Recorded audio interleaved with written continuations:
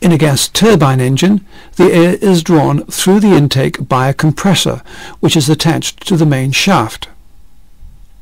At the end of the shaft, the turbine is attached. Air drawn through the intake by the compressor will increase in pressure and temperature as it passes through the compressor stage of the engine. However, the successive increases and decreases in velocity practically cancel each other out. Air leaves the compressor and passes to the diffuser, which converts the velocity energy to pressure energy. On leaving the diffuser, the air passes into the combustion chambers.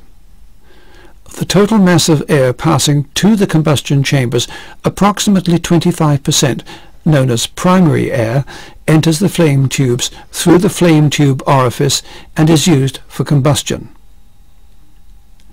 The remainder of the air passes along the outside of the flame tubes, entering through dilution holes in the side of the tubes, and is used for cooling.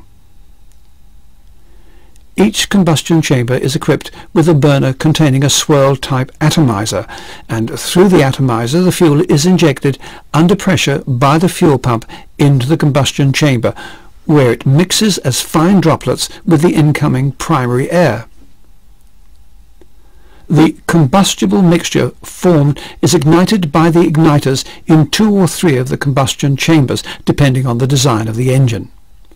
On completion of the starting cycle, the igniters are cut off.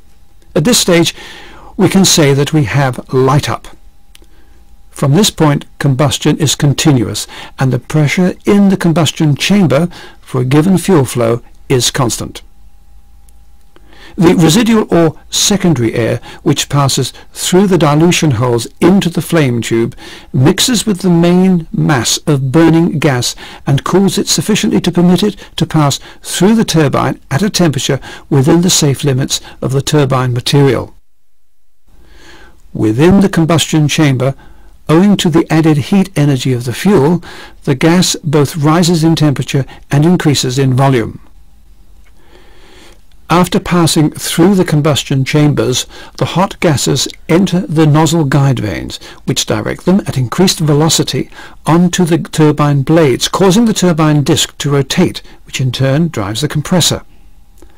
Of the total energy, approximately 60% is used driving the compressor, so that there is a considerable drop in gas pressure and temperature across the turbine. The remaining 40% of the energy after driving the turbine and the compressor is used to form a high-speed jet, which has a substantial residual pressure.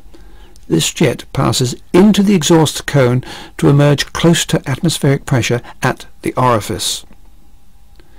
The jet not only has kinetic energy owing to its velocity, but also has substantial heat energy.